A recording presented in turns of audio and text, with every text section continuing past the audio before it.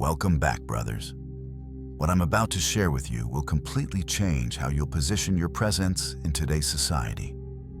Subscribe, like, and let's begin. There's a man sitting alone in a quiet cafe. He's not checking his phone. He's not glancing around anxiously, hoping someone he knows walks through the door. He's simply there, with his coffee and his thoughts, completely at peace. Most people would look at him with pity. Poor guy, they'd think, must be lonely. But what they don't realize is that they're looking at the rarest kind of strength in the modern world. They're looking at a man who has discovered something most will spend their entire lives running from: the power of his own company. Society will tell you this man is broken, that something must be wrong with him. After all, we live in an age where being alone is treated like a disease that needs curing. Swipe right, join the group chat, never miss the party. The modern world has convinced us that solitude equals loneliness, that a man comfortable in his own presence is somehow defective. But here's the truth the ancient Stoics understood, and that weak men still fear. The man who loves being alone isn't living in isolation. He's thriving in freedom. And that freedom terrifies people who have never met themselves. Marcus Aurelius, the most powerful man in Rome, wrote in his private journals that nowhere can a man find a quieter or more untroubled retreat than in his own soul. Not in the country estates, not on the shores of the Mediterranean, not in the mountains. In his own soul. This wasn't the writing of a hermit hiding from the world. This was the wisdom of an emperor who commanded armies and governed millions, yet understood that true strength is forged in solitude, not destroyed by it.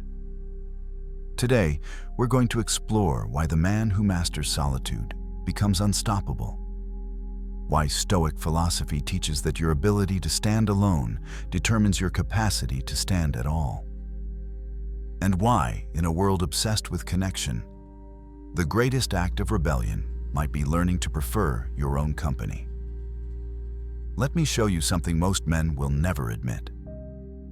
Walk into any restaurant and watch what happens when someone sits down alone. They immediately pull out their phone. They scroll. They text people who aren't there. They do anything to avoid the one thing that terrifies them more than rejection, more than failure, more than death itself: being present with who they actually are. This is the loneliness trap, and it's destroying an entire generation of men. Not the loneliness that comes from being alone, but the desperate, clawing need to never be alone. The fear that if you stop moving, stop talking, stop consuming, you might have to face the silence inside your own head. And what you might find there could shatter the carefully constructed image you've built for the world. Social media has turned this fear into an epidemic. Men are more connected than ever before, yet they've never felt more isolated. They collect followers, but have no friends. They broadcast their lives, but hide their souls. They measure their worth in likes and comments, building their entire identity on the shifting sands of external validation. This isn't connection. It's addiction. An addiction to avoiding the one person they should know best: themselves. But here's where most people get it completely wrong. They confuse loneliness with solitude. They think they're the same thing. They're not. Loneliness is a prison. It's the desperate ache of wanting connection and not having it. It's weakness. It's the feeling that you're incomplete without someone else filling the void. That's not what we're talking about here. Solitude is the opposite. Solitude is a choice. It's the deliberate decision to step back from the noise, to remove yourself from the constant performance, and to spend time with the only person whose opinion should actually matter: you. The difference is staggering. A lonely man sits in his apartment, scrolling through other people's lives, feeling smaller with each swipe. A solitary man sits in the same room, reading, thinking, building something real, and he feels whole. One man is running from himself. The other is running toward who he was meant to be. Marcus Aurelius understood this distinction perfectly. He wrote about retreating into yourself whenever you choose. Not running away from life, but finding stillness within it. The man who cannot be alone is a slave to his surroundings. But the man who chooses solitude, who practices it deliberately, builds what the Stoics called the inner citadel, a fortress of self that no external force can breach. So let me ask you directly, can you eat dinner alone without your phone? Can you drive in silence without immediately turning on music or a podcast? Can you sit in a room by yourself for an hour with nothing but your thoughts? If the answer is no, then you're not free. You're terrified, and that terror is costing you everything. Now, let's talk about what the ancient Stoics actually taught about this, because their wisdom cuts through 2,000 years of noise like a blade. Seneca, one of Rome's greatest Stoic philosophers, wrote extensively in his letters about the necessity of solitude, not as an escape, but as essential training for the soul. He wrote that nothing proves a well-ordered mind better than a man's ability to stop just where he is and pass time in his own company. Think about that for a moment. The proof of your mental strength isn't how many people want to be around you. It's whether you want to be around yourself. Seneca practiced what he preached. Despite being one of the wealthiest and most connected men in Rome, he regularly withdrew from society. Not because he hated people, but because he understood something crucial. You cannot give what you do not have. If you haven't cultivated depth within yourself, you have nothing real to offer others. Your relationships become performances. Your conversations become transactions. Everything becomes hollow. This is the Stoic foundation of solitude. It's not about rejecting the world. It's about building something solid enough inside yourself that the world cannot shake you. Marcus Aurelius called this the inner citadel, a place within your own mind that remains calm regardless of what's happening outside. He ruled an empire during plague and war. Yet he found peace by turning inward, by retreating into that fortress of self whenever chaos surrounded him. Epictetus took this even further. Born a slave, he had less freedom than almost anyone in the Roman Empire. Yet he became one of its freest men. How? By understanding a radical truth. You can be alone in a crowd and at peace in solitude. He taught that when you're physically alone, you shouldn't call it loneliness. You should call it tranquility and freedom, and think of yourself as being with the gods. The gods, not broken, not defective, not in need of fixing. When you're comfortable alone, you're operating at a level most humans never reach. This wasn't abstract philosophy for these men. It was survival. The Stoics developed practices specifically designed to build this capacity. They practiced voluntary discomfort, deliberately choosing hard things to strengthen their minds. They meditated daily, not as a luxury, but as training. They treated solitude like a warrior treats the gym, as the place where strength is forged. And here's what they understood that we've forgotten. The four cardinal virtues of Stoicism, wisdom, courage, justice, temperance, can only be fully developed in solitude. Wisdom requires reflection, and reflection requires silence. Courage must be tested when no one's watching. Justice starts with being honest with yourself. And temperance, the ability to control your desires, only works when you're not performing for an audience. You cannot build these virtues in the constant noise of social validation. You build them alone, in the quiet moments when you face who you actually are, not who you pretend to be. This is why the Stoics saw solitude not as punishment, but as privilege. It was the training ground for everything that mattered. And the man who could master his own company became unshakable in any company. So here's the bridge to what changes everything. There's a specific moment in every man's life when solitude shifts from something he endures to something he craves. When he stops fearing his own thoughts and starts valuing them above the opinions of the crowd. This is the transformation. And once it happens, you become a different kind of man entirely. The turning point comes when you finally sit with yourself, really sit with yourself, and realize something profound. You're not as broken as you thought. The voice in your head isn't your enemy. The silence isn't empty. And the person you've been running from your entire life is actually the only person who will never leave you. This is where weak men and strong men diverge permanently. The weak man hits this moment and runs. He fires up social media, calls someone, makes plans, anything to avoid the confrontation with self. The strong man leans in. He looks at what's there, the fears, the failures, the parts he's ashamed of, and instead of flinching, he starts the work. The Stoics had a practice for this. They called it the evening review.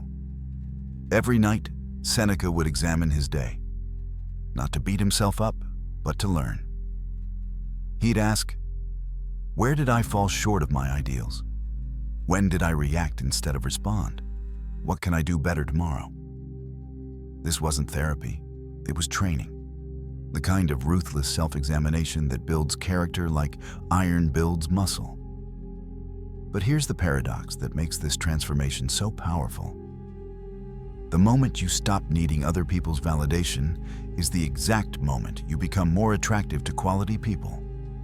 Women sense this immediately. They can tell the difference between a man who's alone because he's broken and a man who's alone because he's whole.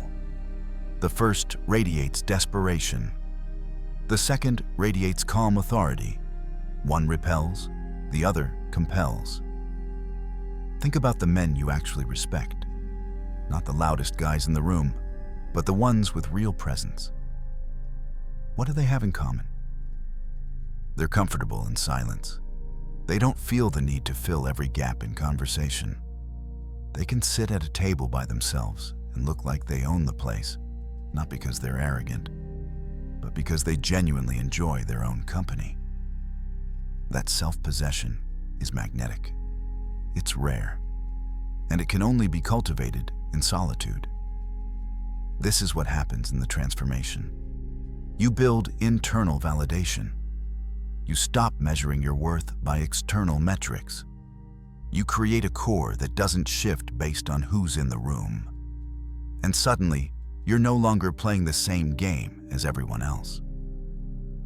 While they're competing for attention, you're sitting back, watching, choosing deliberately who and what deserves your energy. The Stoics called this self-sufficiency. Not the fake kind where you pretend you don't need anyone. The real kind where you're complete on your own. Which means you can actually choose relationships based on quality rather than need. You stop tolerating toxic people because you're afraid to be alone. You stop staying in situations that don't serve you because you can't handle your own company. You become free. And freedom, real freedom, is the most dangerous thing a man can have. Because a free man cannot be controlled. He can't be manipulated by status, shamed by criticism, or seduced by empty praise. He operates from a center that's his and his alone. Now let's go even deeper. Because there's a hidden power in solitude that separates the men from the boys, the power to build authentic masculinity in a world that has no idea what that even means anymore. Here's what nobody talks about. Solitude is the forge where real masculinity is built. Not the performative kind you see online, not the desperate chest thumping of insecure men trying to prove something. The quiet, unshakable kind that doesn't need to announce itself. When you're alone, truly alone, there's no audience to perform for. The mask comes off, and what you find underneath, that's your real character. Most men are terrified of this discovery because they've spent so long building a false self that they have no idea who they actually are. They're like actors who've been in character so long they forgot the role was temporary. Solitude strips that away. It forces you to confront the man behind the performance. And that confrontation is where authentic strength is born. Think about the warrior traditions throughout history. The samurai practiced zazen, sitting meditation in complete silence. Spartan warriors spent time alone before battle, preparing their minds. The greatest military leaders throughout history understood that before you can lead others, you must be able to command yourself. And you only learn self-command in solitude. There's a reason for this. When you're alone, every decision is yours. There's no one to impress, no one to blame, no one to hide behind. If you waste the day, that's on you. If you give in to weak impulses, you know it. This creates a kind of accountability that external pressure never can. Because external accountability is about avoiding shame. Internal accountability is about honoring who you're becoming. This is where your true character crystallizes. Not in the big moments when everyone's watching, but in the small ones when no one is. Do you keep your word to yourself when it's just you in the room? Do you do the hard thing when there's no one to applaud? Do you maintain your standards when there's no social pressure to do so? These questions only matter in solitude, and your answers determine everything. The death of the false ego happens here too. That part of you that exists only to seek validation, to be seen, to be praised, it starves in solitude. Because there's no one feeding it. At first, this feels like dying. Your ego screams for attention, creates drama, generates anxiety, anything to get you back into the performance. But if you can sit through that discomfort, something remarkable happens. The false self dies, and what emerges is stronger, clearer, real. This is what Marcus Aurelius meant when he wrote about stripping away the unnecessary. In solitude, you see which parts of your identity are authentic and which are just borrowed costumes you're wearing to fit in. The opinions you hold because you actually thought them through versus the ones you adopted to look smart. The goals that are truly yours versus the ones society programmed into you. The person you actually are versus the person you thought you were supposed to be. And here's the critical insight. You can only make this distinction alone. When you're constantly in social mode, you're constantly adjusting to others, reading the room, playing the game. But when it's just you, there's nothing to adjust to except reality. That's where clarity lives. That's where purpose is found. The Stoics understood that a man's character is revealed not in his words, but in his choices when no one's watching. Solitude is the testing ground for every virtue. Are you disciplined when discipline offers no external reward?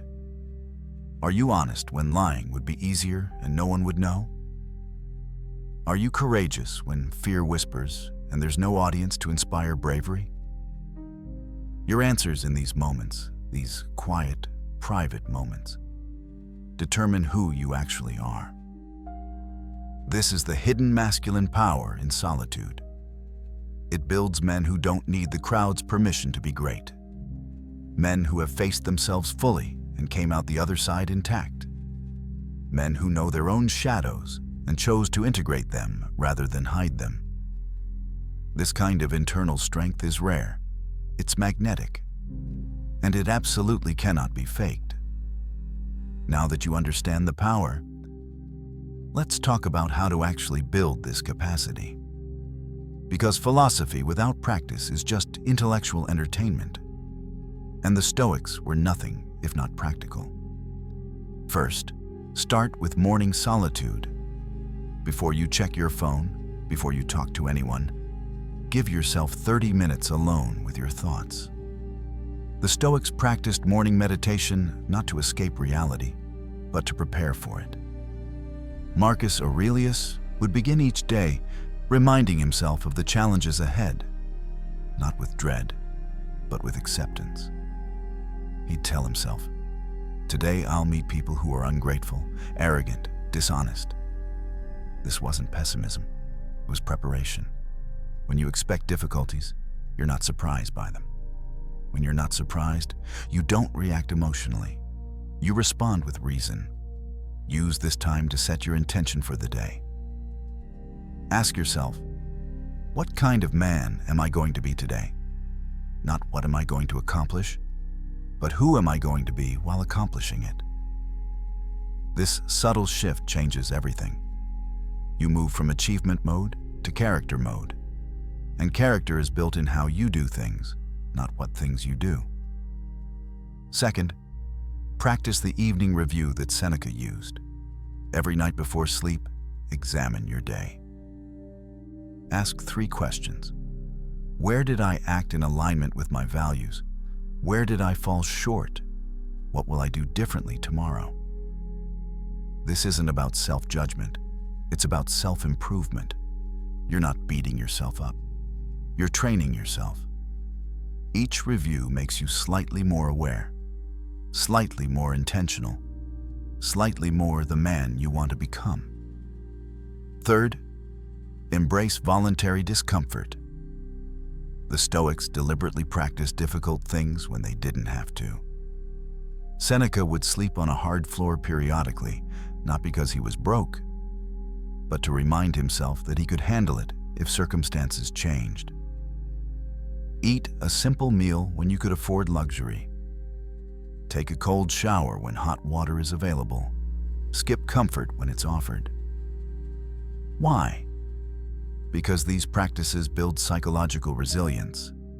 They prove to yourself that you don't need comfort to be okay. And once you know that, you become very hard to manipulate. Society controls you through your need for comfort. Take away that need, and you take away their leverage. Fourth, create technology-free zones in your life. Start with meals. Eat 1 meal a day with no phone, no TV, no podcast. Just you and your food. Notice how uncomfortable this feels at first. That discomfort is evidence of addiction. You've trained your brain to need constant input, constant distraction. Untraining it requires deliberate practice. Expand this to walks, to driving, to any routine activity. Learn to be present with yourself in the ordinary moments. That's where self-knowledge lives. Fifth, practice the Stoic art of negative visualization. Spend time imagining loss. Not to be morbid, but to build appreciation and reduce attachment. What if you lost your job tomorrow? Could you handle it? What if your relationship ended? Would you survive? This isn't about courting disaster. It's about removing the fear of it. Because fear of loss makes you clingy, desperate, weak. Acceptance of possible loss makes you free. Sixth, build a rich internal world. Read deeply. Think critically.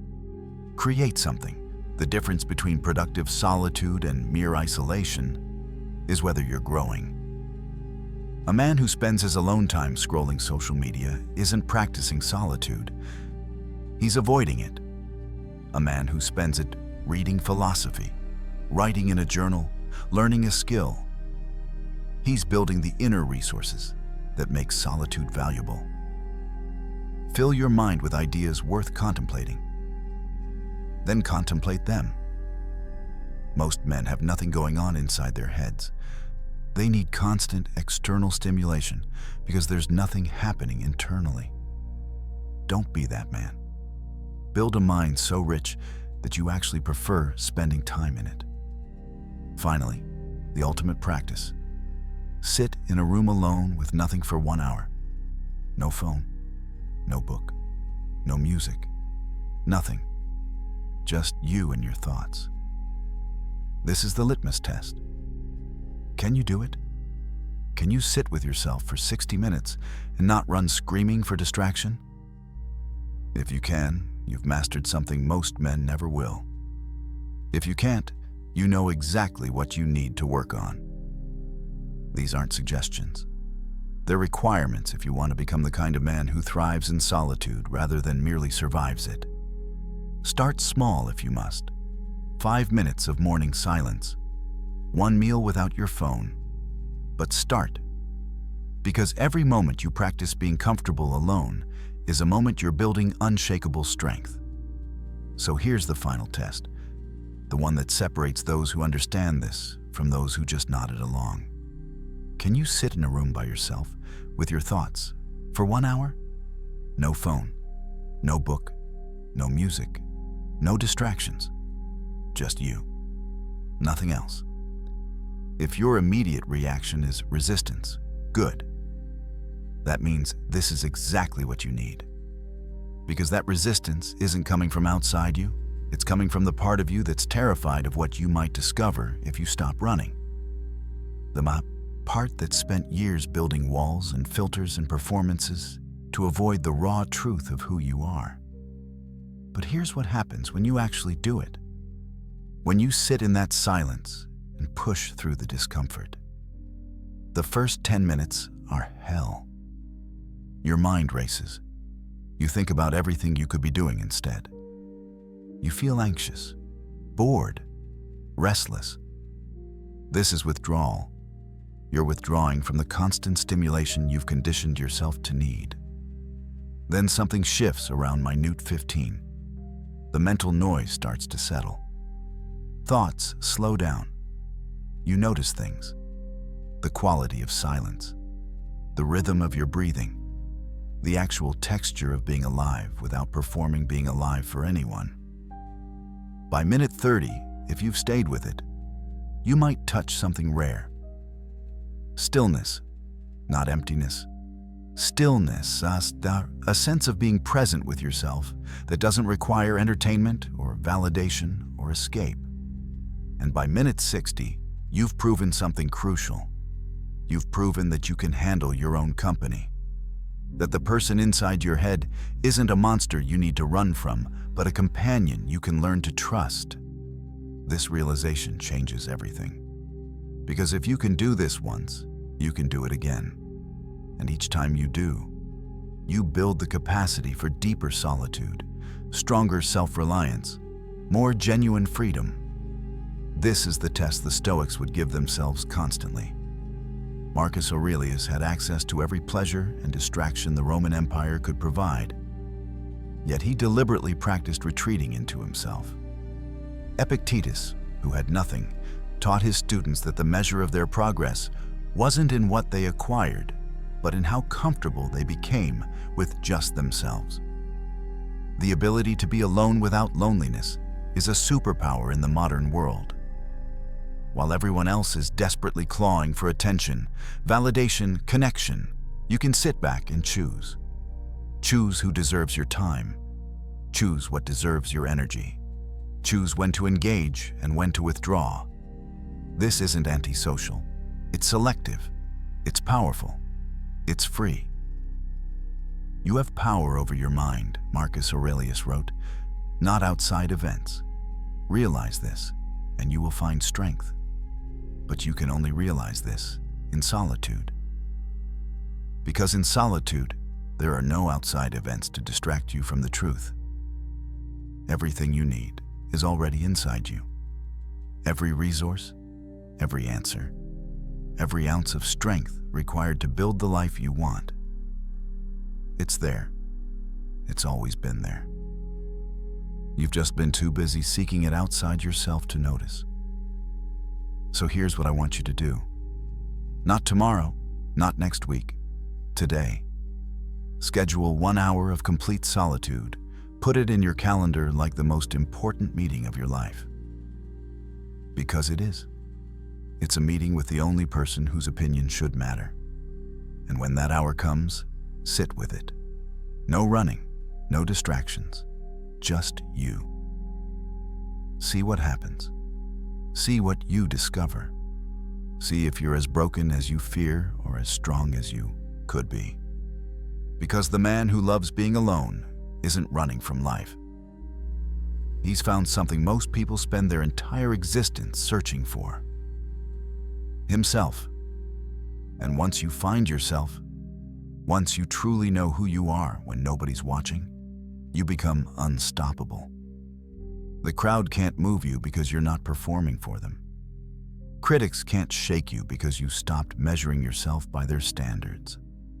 Loneliness can't touch you because you genuinely enjoy the one person you're guaranteed to spend every moment of your life with. This is what it means to thrive in solitude. This is the Stoic path. Not isolation, not misanthropy, but the profound understanding that a man who cannot stand alone cannot truly stand at all. And the man who masters his own company becomes the rarest kind of strong, the kind that doesn't need to prove it. So take the test, sit with yourself, and discover what the Stoics knew 2,000 years ago. The man who loves being alone isn't broken. He's free, he's not living, he's thriving. And in a world full of people running from themselves, he's the one who stopped running and started building. If this resonated with you, if you felt something shift while listening, then you're ready for more. Hit that subscribe button right now. Because this channel isn't for everyone. It's for men who are tired of the noise, tired of the performance, tired of living half asleep. It's for the ones who want to build something real. Something that can't be shaken by circumstances or corrupted by comfort. Every video on this channel is designed to sharpen you, to strip away the weakness, to build the kind of inner strength that makes you unbreakable. This isn't motivation. This is transformation. And if you commit to this path, if you actually apply these principles instead of just consuming content, you'll become someone you don't currently recognize. Someone stronger, clearer, free. So subscribe, turn on notifications. Because the journey from lonely to thriving starts with one decision. The decision to stop running from yourself and start running toward who you were always meant to be. The man who loves being alone isn't living in isolation. He's thriving in freedom. Be that man.